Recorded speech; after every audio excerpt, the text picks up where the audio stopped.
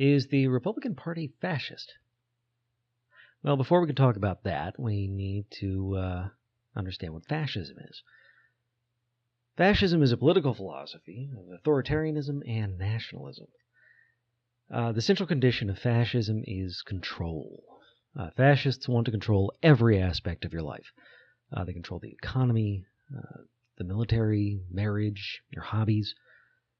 Really, nothing escapes the invasive gaze of the fascist. The two primary examples of fascism we have come from the 20th century. The Nazis and the fascists. What's the name? The centralization of power was easier in Italy because the central government was already weak. The fascists under Mussolini just took control. It was also easier because the majority of the Italian population was Catholic, and an alliance with the Catholic Church, sealed by the Lateran treaties, helped assure Italian cooperation. The violence of the black shirts against their opponents was also a factor. Now, the Nazis under Hitler had a slightly more difficult time because Germany was divided between Catholics and Lutherans. Nevertheless, the Nazis acquired the cooperation of the churches, for example, through their own alliance with the Catholic Church. Pius XI didn't like the Third Reich's Roman and hence pagan symbolism, but after his death in 1939, the Nazis had the eager cooperation of Pius XII, who liked the authoritarianism of the fascist Axis governments. I should also note that not all priests were friendly to the fascists. The Nazis had to promulgate a law against priests speaking against the government for a reason, after all. And some Catholic priests used the functions of their offices to protect Jews and other oppressed people, just as other priests used them to help Nazis escape to South America after the war. What's important is emphasizing the use of religion by the fascists.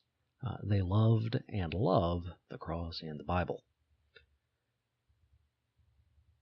In addition to the fertilizer provided by religion, the ground was already prepared for fascist seeds. The two countries were troubled. Germany was trapped in the post-war recession following World War I. Italy, likewise, experienced that recession, and frankly, they were never really free of chaos following the fall of Rome. Yeah, that's more than 1,000 years. Italy's history has not been great for them. The Italian kingdom of the day was relatively new and weak in the 30s. The populations of Germany and Italy, they just wanted certainty, they wanted some comfort, they wanted peace. The fascists promised that, and for a time they delivered. The other side of the fascist coin is nationalism. Fascists wrap themselves in the flag while they hold up the Bible. Combined with militarism, fascists inevitably fall into war. Italy invaded territories in Africa, and Germany famously invaded France. Nationalism seems to demand not just past greatness, but future greatness as well. Now, fascists use the twin demands of religion and war to force their ideas about the correct way of life onto others. And their authoritarianism and hierarchism means that everyone must have the same life in accordance with the fascist view. In this way, every single part of the nation finds itself either under fascist control or destroyed. So, fascism is a method, a system of control characterized by hierarchy, nationalism, militarism, and a major emphasis on religion and racism.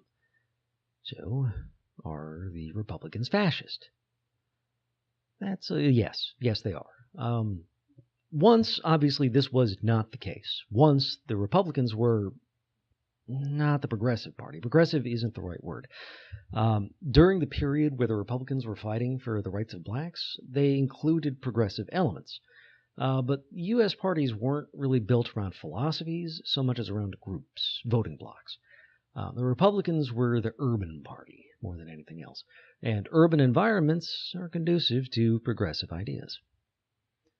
The decades of the mid-20th century were a turbulent time.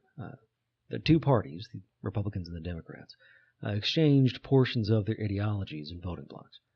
The Democrats took blacks and progressives from the Republicans. The Republicans took racists from the Democrats. This change started in 1932 when FDR, Franklin Delano Roosevelt, formed a coalition to combat the Great Depression. It reached its peak when Richard Nixon enacted the Southern Strategy in 1968, and really finished in 1994 with a Republican reaction to Bill Clinton's election in 1992. In other words, it was a 60-year process, as a result of which the Republicans are fascist. At the same time that they cut budgets everywhere, military spending is untouchable. It's impossible to find a Republican who doesn't cover himself with the flag, and every progressive protest turns into a discussion of their lack of respect for that flag, regardless of their real purpose. In Republican eyes, being American means being an evangelical Christian. They love to talk about Judeo-Christian values, so they don't look anti-Semitic, but... And racism? Richard Nixon's Southern Strategy had two parts. Be racist, but don't sound racist. The first part was so that they could win racists in the southern states. The KKK and the Nazi love the Republican Party today.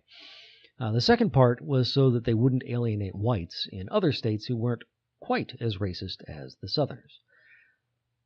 Now, it's a little more difficult to explain hierarchism. It's not just the centralization of authority, but the creation of levels of authority. See, there's a group with a leader who's in a higher group that has its own leader.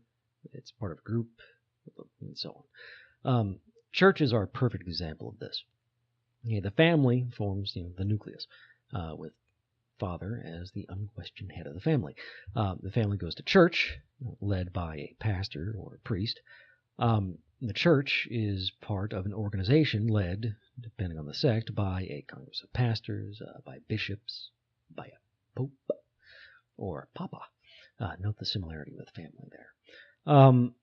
The church also forms part of secular life in the state, which is led by a governor or president.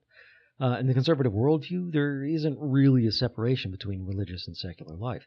The president is the pastor-in-chief, a religious figure. A large part of conservative hatred for Presidents Clinton and Obama was because they corrupted a sacred office. A Negro in the White House perverts the national spirit, according to Christian racists. They want true authority figures and have to resist, violently if necessary, illegitimate authority figures.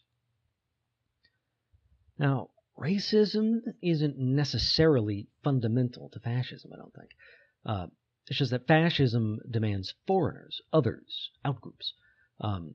See, fascism engenders hatred and resentment, largely because it's not possible to create universal happiness, or even general happiness, when you're forcing everyone to assume a single way of life.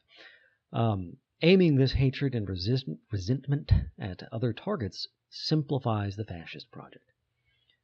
Further, anger makes people stupid. The faculties of reason don't work when you're angry, and stupid people don't watch their leaders carefully. And finally, the creation of outgroups meshes perfectly with religion. It already has outgroups. Okay?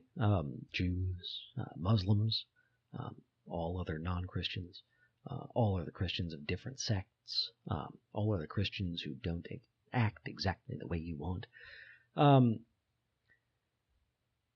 Republicans aren't missing anything from the definition of fascism.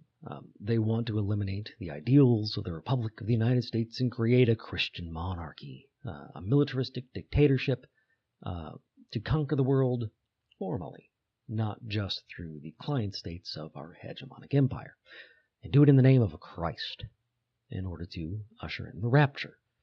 At least, that's part of the Republican base. The rest of them are just either racist or incredibly pro-capitalist. Capitalism is also a big part of fascism. Again, it goes to hierarchy and control. It's their tool for controlling the economy. Now, how do we know all this? Well, they say all this very openly. Subtle they are not.